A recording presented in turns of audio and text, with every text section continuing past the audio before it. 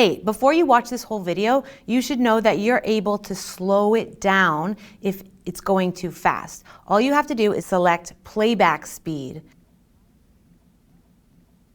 Any of these options above normal will slow it down.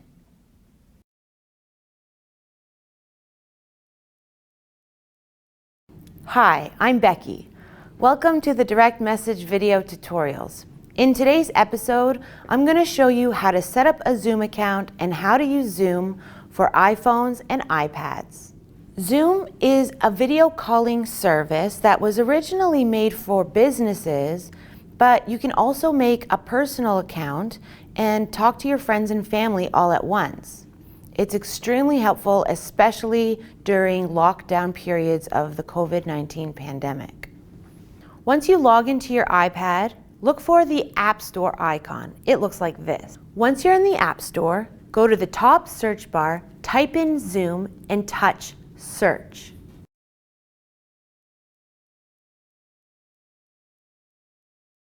This is what the Zoom app looks like. It's called Zoom Cloud Meetings.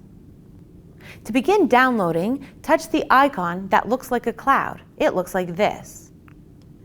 It may take a few minutes for Zoom to download, but once it's finished, you'll be able to locate the Zoom icon on your home screen.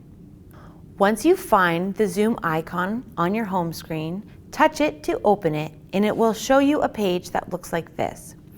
If you only want to join a meeting rather than creating an account, then you're almost done. All you have to do is touch the blue button that says Join a Meeting. Just type in the meeting ID and password from your family member or friend who gave it to you, and you can join their meeting. But if you want to be able to create your own meetings, you need to sign up for an account. I'll show you how to do that now. When you touch the blue words in the bottom of the screen that say Sign Up Now, it will ask you for your birthday. Once you fill that out, touch the blue word that says Confirm. Now you have to fill in your email address, your first name and last name, and then touch Sign Up. This will bring up a window that says Zoom sent you an email. Touch OK to continue. Now you're going to need to access your email account. You can do this by opening up your web browser. Remember that on iPads, it's called Safari, and it looks like this. If the email from Zoom does not seem to appear in the inbox, press the 3 horizontal lines located in the top left-hand side of the screen. Touching these 3 lines will let you see your spam mailbox. The Zoom email might be here. If the Zoom email is not there, then you might have to go through the process again to make sure that you put in your correct email address. Touch Continue to go to the next page.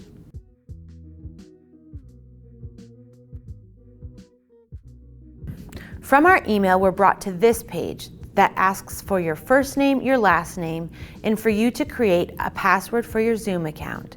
Now, it's important that you don't use the same password that you use for all of your accounts, because if someone was able to guess your password, then they would be able to hack into all of your accounts if they all have the same password.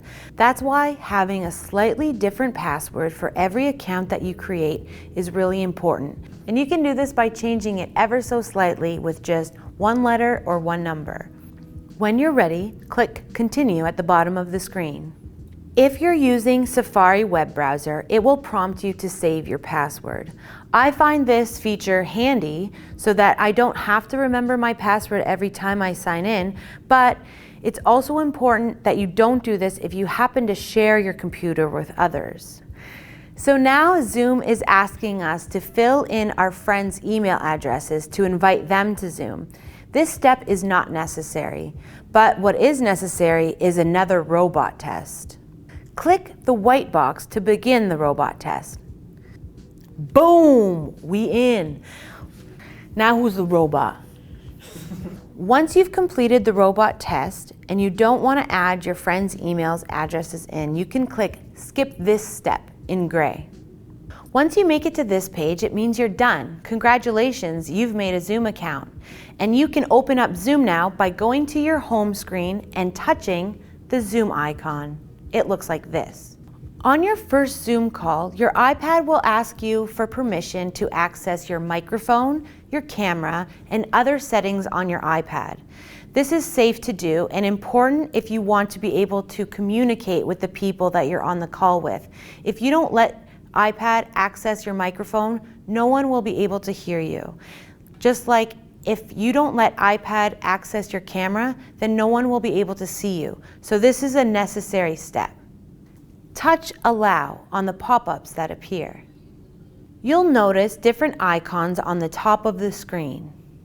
When you touch the three dots located in the top right, it will give you access to the chat box. When you touch Chat, it will open the chat window, where you can type out messages using your keyboard to people on the call. Touch the mute icon on the top right to turn on and off your microphone. Touch Start Video to turn on your camera and touch it again to turn it off. Notice the green Share Screen icon on the top right. This allows you to share your screen with other people on the call. When you're ready to leave the call, touch the red End button on the top left.